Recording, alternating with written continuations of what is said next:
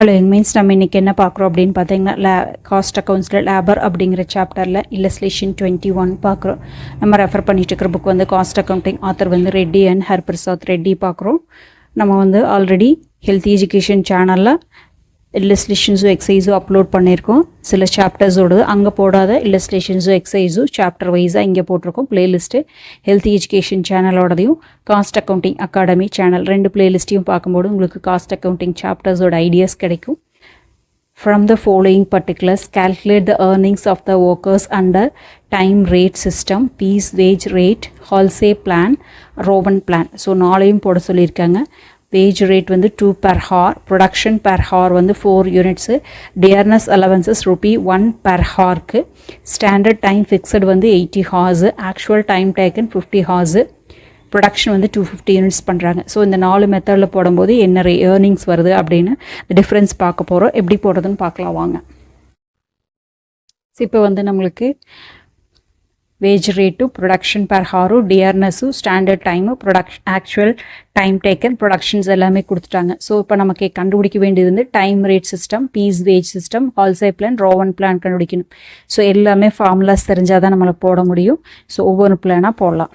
So first one வந்து நம்மளுக்கு time rate system. So formulas நம்மளுக்கு போட போட மெமரி ஆகிக்கும், கொஞ்சம் டிஃப்ரென்ஸ் வரும். அதை ஐடென்டிஃபை பண்ணிவிட்டு அப்படின்னா போடுறது ஈஸியாக இருக்கும். ஓகேவா? ஸோ ஏர்னிங்ஸ் ஆஃப் ஒர்க்கர்ஸ் தானே கேட்டிருக்காங்க இல்லைங்களா?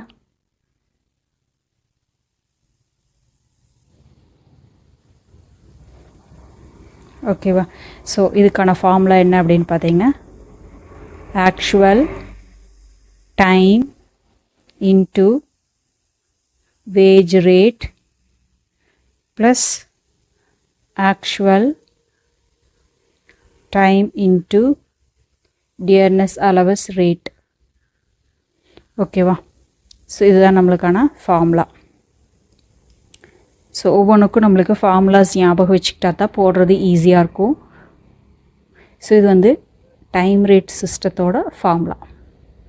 ஓகேவா? ஸோ நம்மளுக்கு ஆக்சுவல் டைம் கொடுத்துருக்காங்களா? ஆக்சுவல் டைம் என்னங்க 50 ஹார்ஸ் கொடுத்துருக்காங்க. ஓகேவா? ஸோ ஆக்சுவல் டைம் வந்து 50 ஹார்ஸ் இன்ட்டு வேஜ் ரேட் நம்மளுக்கு என்ன கொடுத்துருக்காங்க? வேஜ் ரேட் வந்து 2 rupees கொடுத்துருக்காங்க plus actual time. Actual time நம்மளுக்கு என்னங்க 50 இன்ட்டு டியர்னஸ் ரேட் என்னங்க நம்மளுக்கு 1 rupee. ஓகேவா? ஸோ அப்போ அப்படின்னா 100 + 50. ஸோ என்ன வருதுங்க? ₹150. ஓகேவா? ஸோ இப்போ வந்து ஏர்னிங்ஸ் பர் ஒர்க்கர்ஸ் என்ன வருதுங்க? ஏர்னிங்ஸ் ஆஃப் ஒர்க்கர் ருப்பீஸ் வந்து 150 வருது. இது எது படி அப்படின்னு பார்த்தோம்னா டைம் ரேட் சிஸ்டம் படி பார்த்தோம் அப்படின்னா 150 rupees வருது. ஓகேவா? இப்போ நெக்ஸ்ட் சிஸ்டம் போட்டு பார்க்கலாம் அதில் என்ன வருது அப்படின்ட்டு. செகண்ட் ஒன்று என்னங்க? Piece wage rate.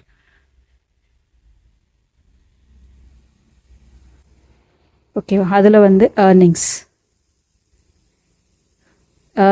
Of workers. ஓகேவா? ஸோ பீஸ் ரேட்டுக்கு என்ன ஃபார்முலா அப்படின்னு பார்த்தீங்கன்னா ஏர்னிங்ஸ் ஆஃப் ஒர்க்கர்ஸ் ஃபார்முலா வந்து ப்ரொடக்ஷன்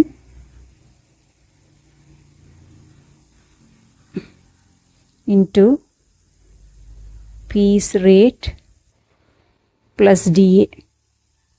ஓகேவா? இப்போ நம்மளுக்கு பீஸ் ரேட் தெரியாது அப்படிங்கிறனால நம்ம என்ன பண்ணிக்கலாங்க? பீஸ் ரேட்டை கண்டுபிடிக்கணும். பீஸ் ரேட் கண்டுபிடிக்கிறதுக்கான formula equal to hourly rate divided by production per hour. ஓகேவா? ஸோ இது ஒரு ஃபார்முலா. இதுதான் நம்மளுக்கு ஆக்சுவல் ஃபார்முலா. ப்ரொடக்ஷன் தெரியுது, டிஏ தெரியுது, பீஸ் ரேட் தெரியாது அப்படிங்கிறனால நம்ம என்ன பண்ணுறாங்க? பீஸ் ரேட்டு இந்த ஃபார்முலாவில் சப்ஸ்டியூட் பண்ணி ஃபைண்ட் அவுட் பண்ணி அதுக்கப்புறம் ஒர்க் அவுட் பண்ண போகிறோம். ஓகேவா? ஸோ இது வந்து பீஸ் ரேட் வந்து நம்மளுக்கு ஹார்லி ரேட் எவ்வளோ சொல்லியிருக்காங்கன்னு பாருங்கள். ஹார்லி ரேட் வந்து 2ன்னு சொல்லியிருக்காங்களா? ப்ரொடக்ஷன் பெர் ஹார்க்கு என்ன சொல்லியிருக்காங்க? நம்மளுக்கு 4 rupees அப்படின்னு சொல்ல ப்ரொடக்ஷன் பெர் ஹார்க்கு வந்து 4 units அப்படின்னு சொல்லிட்டாங்க. அப்போது rupees 0.50 paise per piece. ஓகேவா. ஸோ இப்போ இதை கண்டுபிடிச்சிட்டோம். இப்போ ஃபார்முலாவில் சப்ஸ்டியூட் பண்ணிடலாமா. ப்ரொடக்ஷன் எவ்வளவு இருக்குது நம்மளுக்கு 250ன்னு சொல்லியிருக்காங்களா. ப்ரொடக்ஷன் பாருங்கள். ஸோ ப்ரொடக்ஷன் எவ்வளோ பண்ணியிருக்கேங்க 250 பண்ணியிருக்கேன். பீஸ் ரேட் வந்து நம்ம இப்போ ஐடென்டிஃபை பண்ணிட்டோம். Production into piece rate 0.50 plus DA வந்து நம்மளுக்கு என்னங்க 1 ரூபின்னு சொல்லியிருக்காங்க இல்லையா. டிஏ வந்து 1 ரூபி பர் ஹார். ஓகேவா. ஸோ நம்ம எவ்வளோ ஹார் ஒர்க் பண்ணியிருக்கோம் அப்படின்னா 50 ஹார்ஸ் ஒர்க் பண்ணியிருக்கோம். ஓகேவா. ஸோ அப்போ அதை போடணும் 50 × 1. ஸோ 250 × 50 பைஸ் அப்படிங்கிறப்போ 125 வருமா. 125 ப்ளஸ் 50 rupees அப்போது 175. அப்போ ஏர்னிங்ஸ் எவ்வளோ வருதுங்க 175 rupees வருது. ஓகேவா. செகண்ட் மெத்தடில் ஃபஸ்ட் மெத்தடில் எவ்வளோ வந்துச்சுங்க 150 வந்துச்சு. செகண்ட் மெத்தடில் 175 வருது. ஓகேவா. இப்போ இதுவே தேர்ட் மெத்தடில் போட்டு பார்க்கலாம். ரோவன் பிளானு ஹால்சே பிளானில் போட்டு பார்க்கலாம் என்ன வருது அப்படின்ட்டு. ஸோ அடுத்தது வந்து நம்மளுக்கு ஹால்சே பிளானா தேர்ட் ஒன் வந்து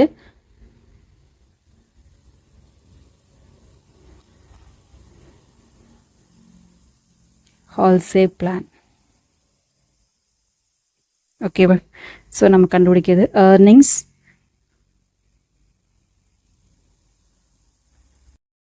ஆஃப் ஒர்க்கர்ஸ்.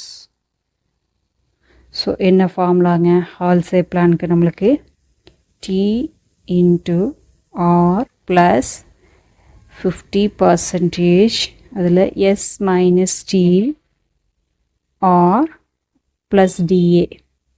ஓகேவா. இப்போ நம்மளுக்கு என்னென்ன இருக்குது அப்படிங்கிறத எடுத்து எழுதிக்கலாமா.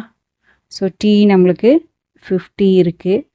ஆறுங்கிறது என்னங்க ரேட்டு. ரேட் எவ்வளவு 2 rupees. அதுக்கப்புறம் எஸ் அப்படிங்கிறது ஸ்டாண்டர்ட் டைம். ஸ்டாண்டர்ட் டைம் எவ்வளோ சொல்லியிருக்காங்க 80 ஹார்ஸ் சொல்லியிருக்காங்க. அவ்வளோதான். நம்மளுக்கு வேணுங்கிற இன்ஃபர்மேஷன்ஸ் அவைலபிளாக இருக்குது. ஸோ இந்த ஃபார்முலாவையும் நம்ம ஞாபகம் வச்சுக்கணும். ஸோ ஃபார்முலாவில் சப்ஸ்டியூட் பண்ணலாம். டீங்கிறது 50 × R2 plus 50 divided by 100. S minus அப்படிங்கிறப்ப S 50 T 50 80 minus 50 × 2 plus DA வந்து நம்மளுக்கு என்னங்க 50 × 1 ரூபி. ஓகேவா.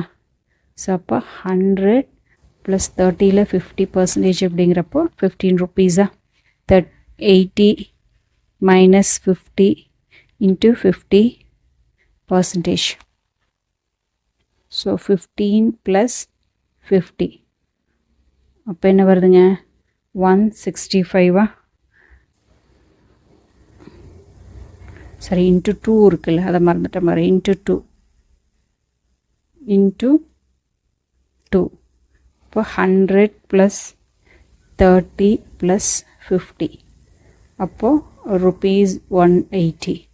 அப்போது ஏர்னிங்ஸ் வந்து நம்மளுக்கு என்ன வருதுங்க rupees 180. இது வந்து எந்த மெத்தட்லிங்க ஹால்சே பிளான் படி நம்மளுக்கு ஏர்னிங்ஸ். ஓகேவா. அடுத்தது நம்ம போட வேண்டியது என்னங்க ஃபோர்த் ஒன் ரோவன் பிளான்.